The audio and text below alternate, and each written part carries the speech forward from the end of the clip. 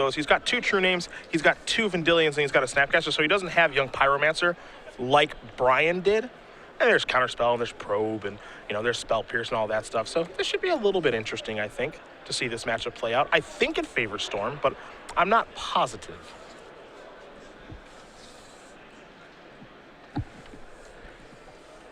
Well, Mondello is a player. This may be a familiar face to you guys. When we were in Syracuse, he actually won the Legacy Open there.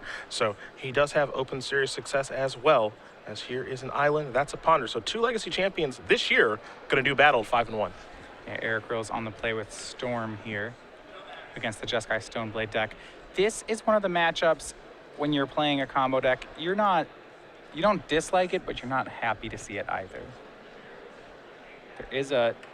There is a lot of disruption that Jake has. Game 1 is pretty important here. Game 1, Jake will still have cards like Lightning Bolt, like Swords to Plowshares in his deck that don't really do much. So if you're Rill, it's important you get this one because you're probably a slight underdog in games 2 and 3. Going to search up a Tundra here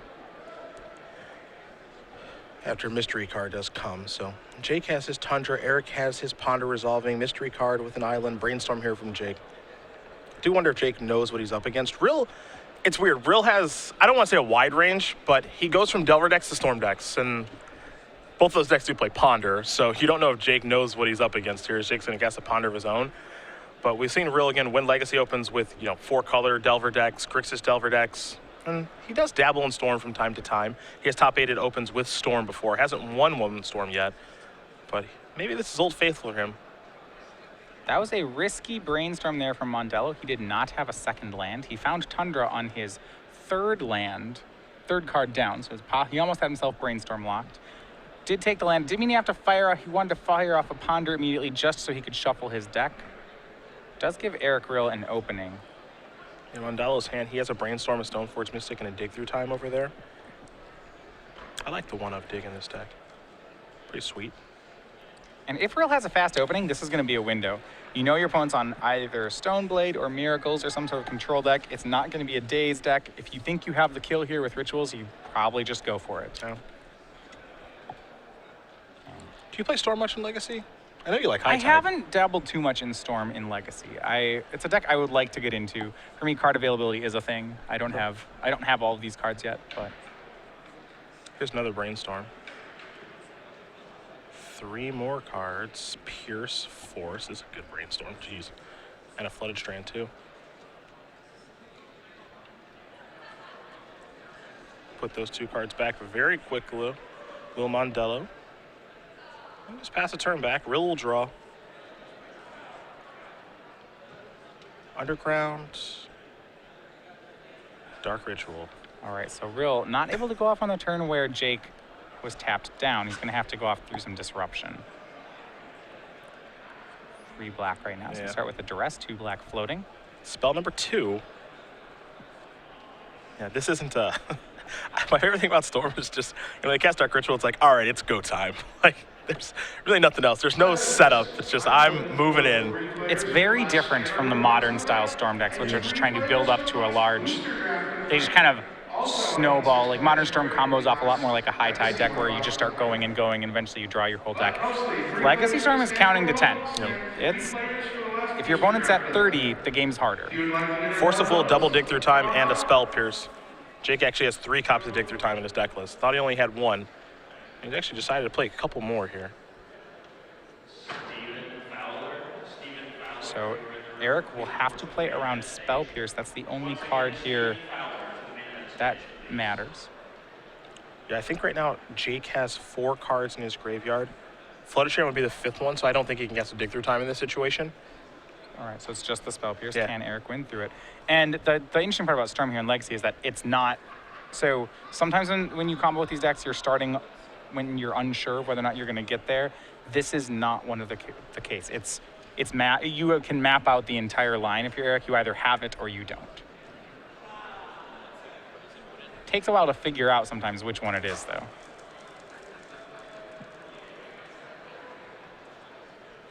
I would assume if he's able to just cast rituals like this, he can overpower Spell Pierce. You would think so. Right now, this is, if this resolves, it's 4 black floating. Mondello's trying to figure out what's the best spot to actually cast his Pierce. And he's decided now on this Dark Ritual. It's probably now or it's never. Yep. Sometimes Storm doesn't actually have the requisite amount of Storm. We've seen, I think, a pretty famous match. We've seen Adam Prozac go off with only a Storm count of 9 for... Come on, don't remind him about that one. That was such a good game. That's a ballsy combo. Yeah, yeah. That was so awesome. So awesome. Just knew his opponent would cast a spell to get him to Tendrils. Rill looks a little befuddled by this spell Pierce. Yeah, he shouldn't be too confused by it. No, he knew it was coming. I guess maybe he was hoping that Rill wouldn't time his spell correctly. Yeah. He'll pay. Yeah. Color is probably his biggest limit right now. 4 spells have been cast. He has Lotus Petal will be spell 5. Mike Eagle. Going to use 2 of the black mana to cast Infernal Tutor. There we go. Now we'll see if he does anything with this on the stack to make himself hellbent. He's got a Cabal. He's going to reveal Cabal Ritual. So he's going to go Ritual into Ritual, and then his last card in hand is Past in Flames, and he should be able to go from there. So yeah, he's going to use Infernal Tutor. Not a hellbent. He reveals Cabal Ritual to get a Cabal Ritual. That's spell number 6. He currently has 1 black mana floating. Those Cabal Rituals cost 2, but they may just make 3. I don't think there's only 5 cards, it looks like, in his graveyard. Looks like it at this point. They're a black Pyretic Ritual.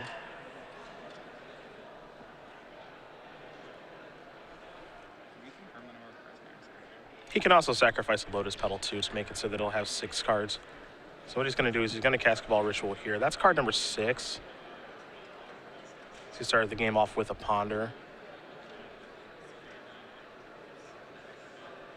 Yeah, you see him counting right now. The spell count and everything too. Yep, had to tap his land there, but that is spell number 7. He now has 3 black. Yep, sacrifices the Petal. That'll add a red. Now he goes up to Threshold. You see the die move up to 6. So that's 6 black. You have 1 red. So now he's got 3 black mana floating. And now we get to do it all again. Right, so he has 8 spells. Past in Flames is spell number 9. So he just has to find Tendrils now. He has 2 black mana floating. If you don't know how this works from here, he's going to go ahead and use the Cabal Rituals to make a lot of black mana. Then he will flashback Infernal Tutor. He'll have no cards in hand. He'll go get Tendrils of Agony, and because he has played at least 10 spells this turn, that will drain Jake for 20. Yeah, this is easy for here. This is easy mode, as they call it. He knows what's in Jake's hand 2 dig through times, so there's nothing even really to worry about. There's the Infernal Tutor. As you mentioned, no cards in hand, so it is Hellbent. Go through the deck. Find the Tendrils of Agony. There it is. We're going upstairs for a bunch. Eric Rill going to win game number 1 here over Jake Mondello. Storm up a game over Jeskai Stoneblade. Mondello very quickly reaching for his deck box because he needs some help from the sideboard. See how much of it he has. He has a Red Elemental Blast, a Blue Elemental Blast, a Spell Pierce, a Flusterstorm, 2 copies of Containment Priest, 2 Meddling Mage, an Elspeth, haven't seen the Knight Errant for a while, along with a Wear Tear, Pyroclasm, a Sword of Feast and Famine, a Painslayer Angel, a Supreme Verdict, and sure, a Manriki Gusari. I love the spice of Legacy. It is the spice of life. 2 slots in his sideboard that he didn't use, so he has 13 different cards. But no, game 1 was Eric's game to win. Jake would have loved to have pulled off the upset there, but now he gets to prepare much better for the battle. His cards like Swords to Plowshares can come out. He gets to board in, well, anything that can really counter a spell here. Red, blue, let's see, start with Red Elemental Blast. That's going to be great against Storm. You could even use Blue Elemental Blast against Past in Flames if you wanted to. It may do more than some of the things in his main deck. Spell Pierce, great. Flusterstorm, that's great at countering Storm cards. 2 copies of Meddling Mage are not bad here as well. He will probably bring in the Sword of Feast and Famine as part of his equipment package. Also, it certainly is better than the Umezawa's Jite in here. Yeah, I mean, that's 7 cards to bring in. You mentioned swords, that can go out, and some other options here that just are a little bit lesser that he may not want. So maybe some equipment or whatever. Council's Judgment. Yeah. True Name Nemesis. Maybe some number of dig through times too. They're a little slow. Not a lot slow. Maybe he only wants to shave down to like 2. So I think I would still want some because, you know, seeing 7 cards, it's a lot. So one thing you do want to keep track of here is that he, in his deck, doesn't want to, like, if you, this is, Eric has a common sideboard plan here. Eric's sideboard starts out with 3 copies of Dark Confidant, and this is something that Storm actually does a lot of the time, which boards in Dark Confidants, anticipating that their opponents will board out all of their removal.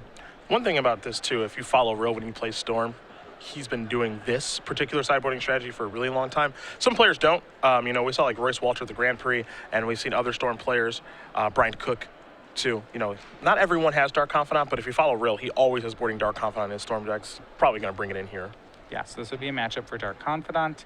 Outside of that, he has 1 copy of Defense Grid, which is pretty decent here also. Yeah, I expect to see that as the permission that you will expect from a Stoneblade strategy, be it Esper or be it Jeskai, which is what Rill's up against right now, is typically counter spells. There is a little bit of permanent base state in Meddling Mage, but for the most part, they're going to have cards like Flusterstorm, like Spell Pierce, obviously like Forcible since it's a blue deck. Defense Grid is good against those strategies. Might even see the Swarm come in. Yeah, so if he's worried about Meddling Mage, he has some options. He has 1 Massacre, which is great against Meddling Mage, takes care of all of them. He has 1 copy of Chain of Vapor. This oftentimes comes in a lot of matchups, just in case there is a single problematic permanent you need to deal with. He also could use Slaughter Pact to get rid of a Meddling Mage. Yep. Use it on the turn he just plans on going off. 0 mana, kill your Meddling Mage, kill you. Add a Storm. Yep, true, add a Storm. And get you out of here.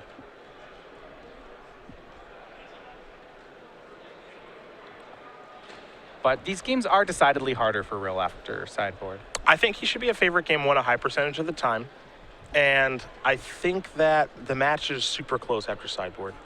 Which, if both those are true, that does put the match in Storm's favor. Yep. I do think it is pretty close after board. I mean, Jake just has a lot of nice cards, and he gets the board out. A lot of his garbage. To be fair, Jake's draw.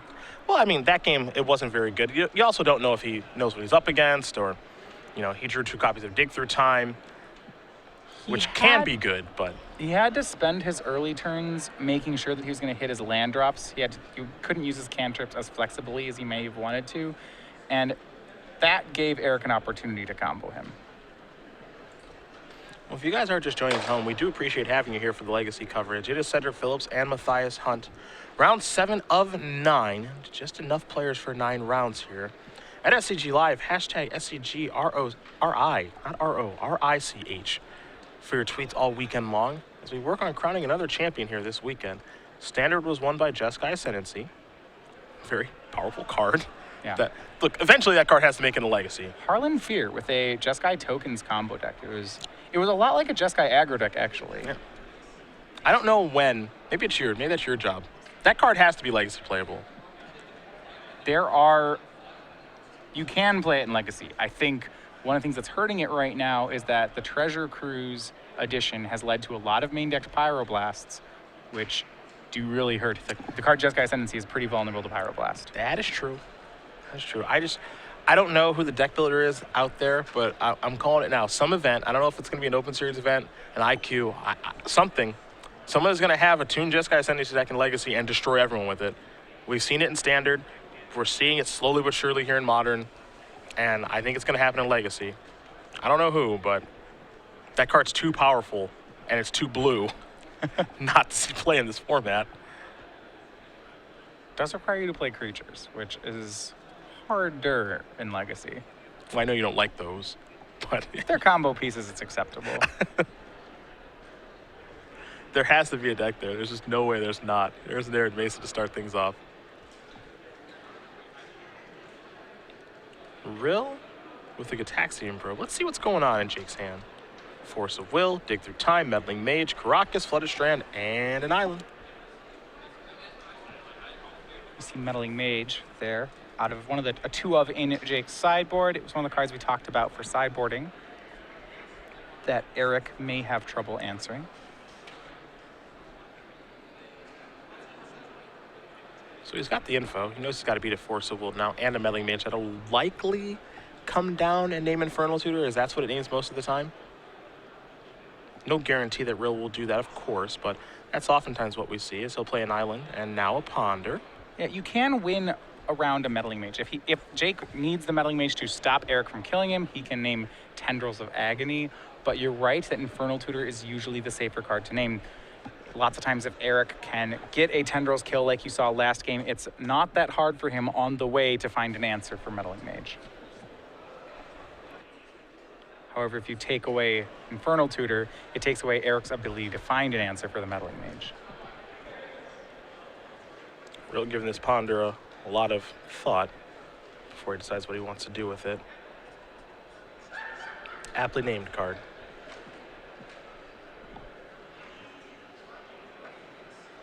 See if he wants to keep off it. Every game here for Rill becoming crucial too. Of course, we know he's 5-1. Wins this match, he moves to 6-1. Then he's playing a match basically for top 8 and a lot of open series points and working his way back in the conversation for the Players' Championship. He's going to shuffle here with the Ponder. He's up a game in what I feel like at least game 1 is a really good matchup. Probably a pretty good matchup overall just because his win percentage in game 1 is so high, so he's only got to get one of these sideboarded games. He's also in a tournament that looks to be just well-positioned for his deck. Yeah, it's a favorable matchup, but it's losable. We did see Brian Braun-Duin win this in the top 4 of last week's Legacy Grand Prix. Yep. Beat Royce Walter. Won game 1, too. That was the big surprising result. If Storm loses game 1, I think they're definitely an underdog. Me too. Right, getting game 1's important. Take a draw. It's an island here. Sacrifice the Arid Mesa. Will Jake. We got a Meddling Mage on the way. And we'll get confirmation what it's going to name here in just a moment. Again, likely to be Infernal Tutor. But we'll find out. There's the Volcanic.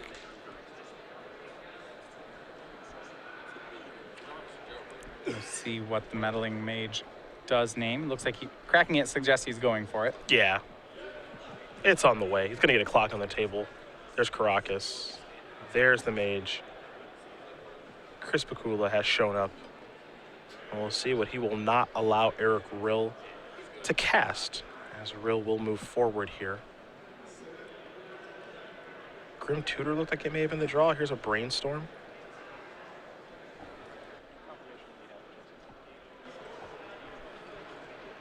See here, Rill setting up. It's going to depend what that mage is naming. That'll affect how Eric plays around it. If Infernal Tutor is named, you can just combo without Infernal Tutor. If you can just find the Tendrils, you can just storm up to 10. That or Ad Nauseam. You can power through it. Yep. And we have it confirmed. It is Infernal Tutor. Surprise, surprise. Right, Ad Nauseam works really well as well. Rill's hand right now looks like it has a couple copies of Dark Ritual. There's also a Lotus Petal there too, so he does have the kind of hand that says, I don't really care that you did that.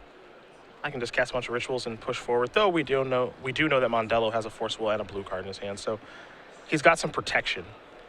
There's just a lot of mana in Eric's hand right now. He has a pair of Dark Rituals, a Lotus Petal, and a Lion's Eye Diamond. Which means his hand is fast, but maybe not that good against Disruption. Yep, there's Duress. Blows this up. That will help a ton here by taking care of Force of Will.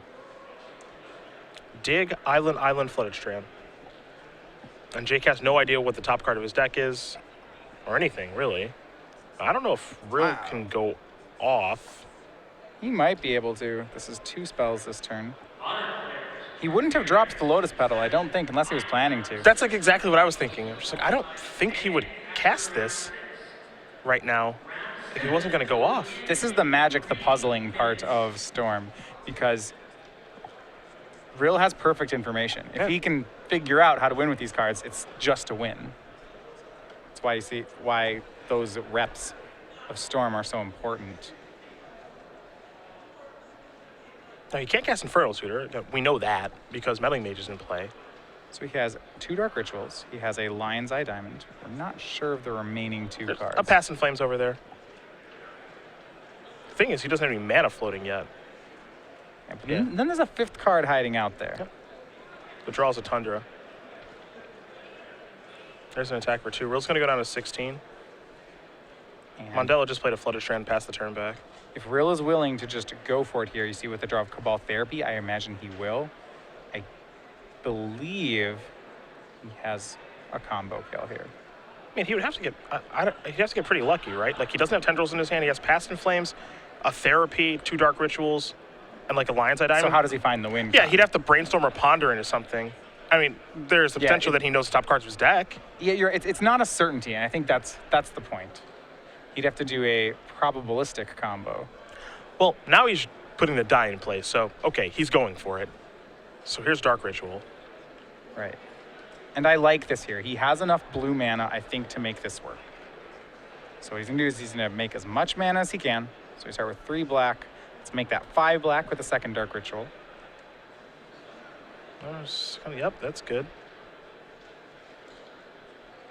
Modern players, please find your way to your Going to seats build up as your toward this round Past will in start in Flames. 60 seconds. I do wonder if he's going to cast a Cabal Therapy or not. There's Cabal Ritual. While Ritual brings him, he does not have Threshold, I don't believe. He's holding Cabal Ritual on the stack. Oh, no, yeah, it looks like he has 6 cards in the graveyard. I think you might not be able to see a land there, but Okay. yeah, He because he's goes- up to 7. Sure, up to 7 mana, down to 6 to cast Cabal Therapy. So this is... Storm count is not going to be an issue this game. No, not at all. That's the easy part. I just think it's rather telling. We know the last card in his hand is Past in Flames. Eric is basically just saying, like, I feel like the window's open. Well, I think what Eric can do here is he can cast Past in Flames out of his hand, and he can actually, if he doesn't crack Lion's Eye Diamond, it does give him the ability to reset if this doesn't work. So I think what'll be interesting to see is, does he crack this Lion's Eye Diamond with, with his first cantrip on the stack? Or maybe with his Past in Flames. Well, Past in Flames is on the stack. This is actually really interesting. He's going to Dark Ritual. You mentioned Storm's not going to be a problem here. This is number 7. Yeah, so it's an insurance pause here because if his cantrips miss, he still actually has enough mana to flashback Past in Flames from his graveyard and start over. Yep. Though it doesn't look like he's going to have a very full graveyard to do that with. Not so much. He's building a lot of black mana. In fact, I do. Please check your pockets. Make sure you have your phone. If you do not, The way for him to find a way to go off, that's Probe, that's number 1. Yeah, and that was one, if you saw that hiding off the top of your screen, that's going to help Rill a ton. So he gets some draws to work with. Aha! Grim Tutor. He must have known that. Because now he's drawing that and going to get a Tendrils and kill him. And that should do it. 2-0, Eric Rill defeats Jake Mondello, moves to 6-1. Probably just one win from that top 8. This deck choice for this weekend, and we saw Royce Walter make top 8 last weekend in Grand Prix, New Jersey, among those 4,000 competitors, but this deck choice by Eric Rill, the way that this tournament has shaken out, if he feels as